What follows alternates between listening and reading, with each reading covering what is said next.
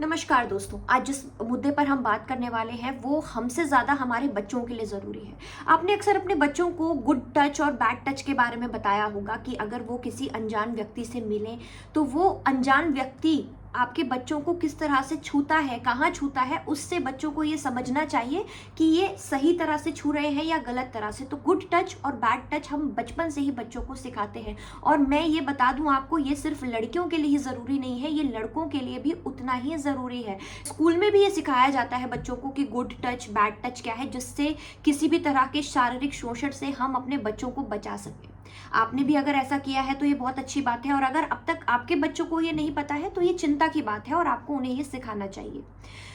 लेकिन good touch और bad touch से हटके आज हम बात करने वाले हैं वर्चुअल टच के बारे में। वर्चुअल टच क्या है? दरअसल दिल्ली हाई कोर्ट ने आज एक मामले पर सुनवाई करते हुए कहा है कि गुड टच और बैड टच के अलावा आज की डेट में बच्चों को वर्चुअल टच के बारे में भी सिखाया जाना चाहिए, उसके खतरों के बारे में बताया जाना चाहिए। आप जानते हैं कि 2024 है और इस समय पर लोग आपस में कम मिलते हैं, सोशल मीडिया पे ज़्यादा मिलते हैं, चाहे वो बच्चे हों या बड़े। हम आपस में बैठना मिलना काफ़ी हमारा कम हो गया है और इसकी बजाय हम लोग social media, Instagram, Facebook, Snapchat, इन सब सोशल मीडिया प्लेटफॉर्म्स पर हम ज़्यादा मिलते हैं और बातचीत करते हैं। इसी से जो हमारे बच्चे हैं वो अपने दोस्तों से भी कनेक्ट होते हैं और कई बाहर के अनजान लोगों से भी कनेक्ट होते हैं, जो कि पूरी तरह से गलत नहीं है। आपस में लोग कनेक्ट होने के लिए सोशल मीडिया का इस्तेमाल करते हैं, लेकिन इसका कई लोग गलत इस्तेमाल भी करते हैं। इसके ज़रिए कई लोग आपके बच्चों को शिकार बनाते हैं। अगर वो लड़कियां हैं या लड़के हैं तो कई बार शारीरिक शोषण का भी शिकार हो सकते हैं। आप लोगों के लिए अगर देखा जाए तो कई बार साइबर ठगी जो होती है, फ्रॉड होता है, उसका शिकार हो सकते हैं। और अगर लड़कों की बात करें तो उन्हें बहला फुसला के किसी तरह की गलत एक्टिविटीज़ में भी भेजा जा सकता है इस सोशल मीडिया नेटवर्किंग के जरिए, जो इसका गलत इस्तेमाल कर रहे हैं। अब बात करते हैं कि आज हम इस मुद्दे पर बात कर क्यों रहे हैं। दरअसल दिल्ली हाई कोर्ट ने आज एक मामले पर सुनवाई करते हुए कहा है कि बच्चों को गुड टच और बैड टच के अलावा वर्चुअल टच के बारे में सिखाया जाना चाहिए। तो ये पूरा मामला क्या था? ये मामला 2021 का है। 2021 में एक 16 साल की बच्ची, आप समझ सकते हैं 10वीं या 11वीं कक्षा में होगी, तो वो सोशल मीडिया ऐप में एक लड़के से मिलती है, वहाँ पर उससे बातचीत करती है और बातचीत करने के बाद उनका या तो मिलने का प्लान होता है, तो किसी तरह से वो उसे मिलकर उसे किडनैप कर लेता है। तो ये जो शख्स है इसने उस बच्ची को किडनैप कर लिया और करीब 20 से 25 दिन तक उस बच्ची का शारीरिक शोषण होता है। एक कमरे में उसे बंद कर दिया जाता है, उस कमरे में उसे लॉक कर दिया है, बाहर नहीं निकलने दिया जाता है और उसका 20 से 25 दिन तक शारीरिक शोषण होता है, उससे प्रोस्टिट्यूशन कराया जाता है। और उसके बाद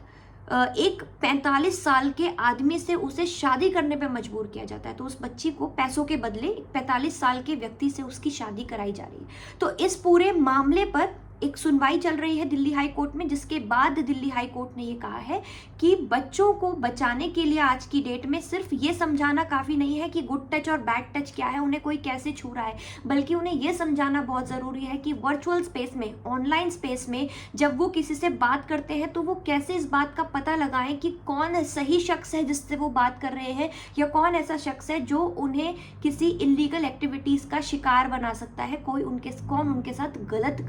कर सकता है। तो सबसे पहला जो साइन होता है, सबसे पहला जो संकेत होता है, वो ये सभी बच्चे जान लें कि इस तरह के जो प्रोफाइल होते हैं, इस तरह की जो प्रोफाइल होती है वो फेक होती हैं। वो उनके नाम आपको अजीब से दिखेंगे, सही नाम, रियल नेम नहीं दिखेंगे। उनकी फ़ोटो उनकी अपनी ओरिजिनल फ़ोटो नहीं होगी, कोई स्मार्ट से मॉडल की फ़ोटो लगाई होगी, कोई एनिमेटेड फ़ोटो लगाई होगी, उनकी अपनी वो फ़ोटो नहीं होगी। और अगर आप उनके फ्रेंड्स में भी देखें तो बहुत ज़्यादा उनके फ्रेंड्स नहीं होंगे, कुछ ही लोग होंगे जो उनके फ्रेंड लिस्ट में होंगे। इसके अलावा अगर आप उनकी पूरी प्रोफाइल को देखें तो उन्होंने बहुत सारी अपनी पर्सनल लाइफ की डिटेल्स शेयर नहीं की होती हैं। आपको ज़्यादातर ऐसे फेक से पोस्ट दिखेंगी, किसी पोस्ट को रीपोस्ट किया होगा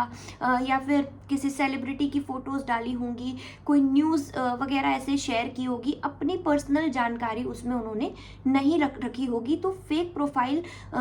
ढूंढने का एक ये भी तरीका होता है कि आप देखें उनकी कुछ प्रोफाइल पिक्चर्स देखें, जहाँ पर क्या अलग अलग पिक्चर पिक्चर्स, सेम पिक्चर्स लोगों के साथ उन्होंने कुछ ऐड करी है या नहीं। तो ये एक तरीका होता है। दूसरा एक संकेत जो होता है, आपको कभी भी इस तरह के लोग जो गलत एक्टिविटीज़ में हैं सोशल मीडिया पर, वो आपको हमेशा ये बताएंगे कि वो आपकी ही उम्र के हैं, वो अपनी सही उम्र को छुपाते हैं, वो आपको अपनी सही उम्र कभी नहीं बताते हैं, वो जो भी आपकी उम्र होगी उससे मिलती जुलती उम्र आपको बताएंगे और उस तरह की फेक प्रोफाइल भी क्रिएट कर सकते हैं। हो सकता है बहुत सारी फोटोज उन्होंने किसी और की लगाई हो। अब ये एक तरीका होता है, संकेत होता है। तीसरी चीज़ ये होती है कि आपसे वो बहुत ज़्यादा फ़ोन पर सीधे तौर पर बात नहीं करेंगे, ज़्यादातर चैट पे बात करेंगे या फ़ोन पर बात करेंगे, ज़्यादातर आपसे वीडियो कॉल पर बात नहीं करेंगे, आपसे अपनी आइडेंटिटी को छुपाने की कोशिश करेंगे कि किसी तरह से आप सही तौर पर उनकी उम्र, उनकी पहचान को ना समझ। कई बार ऐसा होता है कि जब इस तरह के लोग आपसे बातें करते हैं सोशल मीडिया पर, तो वो आपसे आपकी प्राइवेट पिक्चर्स मांग सकते हैं, आपकी पर्सनल पिक्चर्स मांग सकते हैं, आपको प्राइवेट में आकर आपसे वीडियो कॉल करने की बात कर सकते हैं। अगर वो उनकी जो उम्र है वो बहुत ज़्यादा नहीं है तो वो आपसे वीडियो कॉल पे प्राइवेटली आकर बात करने के लिए कह सकते हैं। आपसे वो ये ज़रूर कहीं ना कहीं कहेंगे कि आप अपने पेरेंट्स के साथ शेयर ना करें कि आप उनसे बातें कर रहे हैं। इस तरह के जो लोग होते हैं वो ये भी करते हैं कि आपकी हमेशा हाँ में हाँ मिलाएंगे, आप जो भी कहेंगे उसमें हाँ में हाँ मिलाएंगे, आपको और कन्विंस करेंगे कि जो आप मानते हैं वो सही है, उसी तरह की आपसे बातें करेंगे ताकि वो आपका ट्रस्ट जो है वो गेन कर सके। ज़्यादातर इस तरह के जो सोशल मीडिया पर प्रेडेटर्स होते हैं वो आपसे आपकी पर्सनल बातें जानना चाहते हैं। वो ऐसी बातें जो आपके वीक पॉइंट्स हैं, इमोशनल पॉइंट्स हैं, ऐसी बातें जो आप अपने पेरेंट्स से, अपने फ्रेंड्स से, अपने रिलेटिव से भी करने में कंफर्टेबल नहीं होते हैं, इस तरह की कोई बातें वो आपसे शेयर करेंगे। अपनी भी कुछ ऐसी मनगढ़ंत वीक पॉइंट्स बताएंगे कि आपको ऐसा लगे कि हाँ ये तो मेरी ही कहानी से मिलता जुलता किरदार है, तो आप इस बहकावे में आकर उनसे बहुत सारी बातें शेयर कर देते हैं। कई बार एक और जो संकेत होता है वो ये होता है कि आप अगर किसी चीज़ से परेशान हैं, मान लीजिए आप एक टीनेजर हैं और आपके पास आपको एक फ़ोन खरीदना है या आपको एक ट्रिप पे जाना है और पेरेंट्स ने आपको डांट दिया, मना कर दिया पॉकेट मनी से रिलेटेड, तो इस तरह की जो चीज़ें होंगी उसकी जो शिकायतें आपके अंदर अपने पेरेंट्स से जुड़ी होती हैं, उन चीज़ों का पता लगाकर फिर आपको वो भरने की कोशिश करेंगे या आपको उस तरह के गिफ्ट्स या फ़ोन या जो भी पैसे, इस तरह की मदद करने की कोशिश करेंगे कि आपको लगे कि मेरे पेरेंट्स जो हैं वो बुरे हैं और ये जो मुझे मेरा अच्छा कर रहे हैं, मुझे गिफ्ट्स दे रहे हैं। तो इस तरह की भी बातें सोशल मीडिया प्रेडेटर्स आपसे करते हैं। और अगर आप देखें कोई एकदम आपसे बात करने के कुछ ही दिनों में, कुछ ही हफ्तों में इस तरह के आपको ऑफर्स दे रहा है, तो आप मान के चलिए कि बहुत हद तक ये माना जा सकता है कि वो एक सोशल प्रेडेटर है और आपको उससे बचकर रहना है। खास और ये जो अगला पॉइंट है ये खास तौर पर टीनेजर्स के लिए है। जब वो ग्रो करते हैं तो उनको बहुत सारी बातें ऐसी होती हैं जो उन्हें स्पेशल फील कराती हैं। कोई लड़का है, वो अगर एक लड़की को बोले कि तुम बहुत खूबसूरत हो, तुम बहुत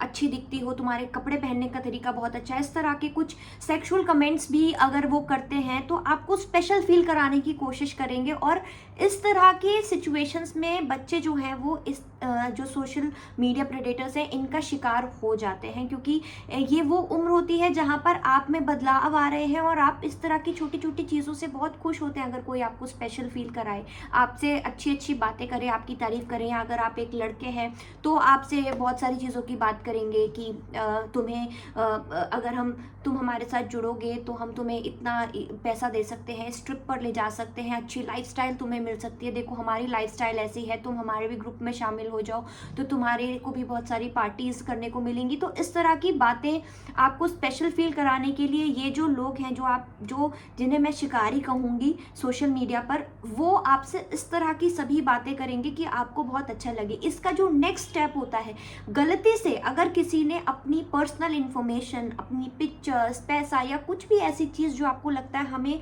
किसी के साथ शेयर नहीं करनी चाहिए थी और आपने कर दी है, तब ये लोग उस चीज़ का और फ़ायदा उठाते हैं। कैसे? अब वो आपको ब्लैकमेल करेंगे, धमकी देंगे कि हमारे पास तुम्हारी फ़ोटो है, आपके पेरेंट्स को बता देंगे, या फिर अगर आपने अपने पेरेंट्स की डिटेल्स भेज दी हैं या अपने छोटे भाई बहन की डिटेल्स भेज दी तो आपको इस तरह की धमकी दे सकते हैं कि उनको किडनैप कर लेंगे, उनको उठवा लेंगे, उनके साथ गलत काम हो सकता है। तो जहां आपको लगे, जिस पॉइंट पर आपको लगे कि छोटी सी भी कोई धमकी आपको दे रहा है, आप समझ जाइए कि वही एक पॉइंट है जहां पर आपको अपने पेरेंट्स से, अपने फ्रेंड्स से या अपने किसी भी रिलेटिव से जिनको आप सबसे ज़्यादा ट्रस्ट करते हैं, उनसे आप इस बारे में सीधे तौर पर जाकर बात करें, उनसे ये बिल्कुल ना छुपाएं। हो सकता है उस समय पर आपको ऐसा लगेगा कि ये बहुत शर्मिंदगी की बात है कि मैंने किसी के साथ कुछ पर्सनल चीज़ें शेयर करी हैं, लेकिन ये आपको आने वाली बड़ी स्थिति से, बड़ी परेशानी से आपको बचा सकता है। अब बात करते हैं पेरेंट्स की। ये सारा मामला तब शुरू होता है जब पेरेंट्स बच्चों को अपने कॉन्फिडेंस में नहीं लेते हैं। आप पेरेंट्स के लिए बहुत ज़रूरी है कि वो ये ना देखें कि बच्चे क्या कर रहे हैं, क्यों कर रहे हैं, हमेशा उनके पीछे पीछे लगने की बजाय उनको कॉन्फिडेंस में लें कि बच्चे आपसे से ज़्यादा बातें खुल करके शेयर कर सके, वरना इस तरह की जो सिचुएशन है वो किसी के साथ भी हो सकती है। तो आप अपने बच्चों को जागरूक कीजिए, जागरूक करने के साथ साथ उनके साथ दोस्ती कीजिए, उनसे इस तरह की बातें कीजिए, उनसे इस तरह की बातें समय समय पर पूछते रहिए और खुद से उन्हें इतना स्पेशल फील कराइए या उन्हें कॉम्प्लीमेंट्स देते रहिए कि वो ये जानते हो कि स्पेशल फील करने के लिए, किसी तरह के कॉम्प्लीमेंट्स के लिए, किसी तरह की तारीफ के लिए मुझे किसी अन्य शख्स के पर निर्भर ना रहना पड़े। तो ये पूरा मामला हमने समझा है। मैं आपसे ये रिक्वेस्ट करूंगी कि अगर आपके घर में बच्चे हैं, टीनेजर्स हैं, तो उन तक ये वीडियो पहुंचाएं, और अगर आपके कोई फ्रेंड्स, रिलेटिव्स जिनके बच्चे जो हैं टीनेजर्स, उन तक ये वीडियो आप ज़रूर पहुंचाएं और कमेंट्स बॉक्स में ये भी ज़रूर बताएं कि आपको क्या लगता है, क्या सब ऐसे टिप्स हैं, क्या सब टेक्निक्स हैं जिनके ज़रिए हम बच्चों तक ये बात पहुँचा सकते हैं और उन्हें वर्चुअल टच के बारे में सिखा सकते हैं। Thank you.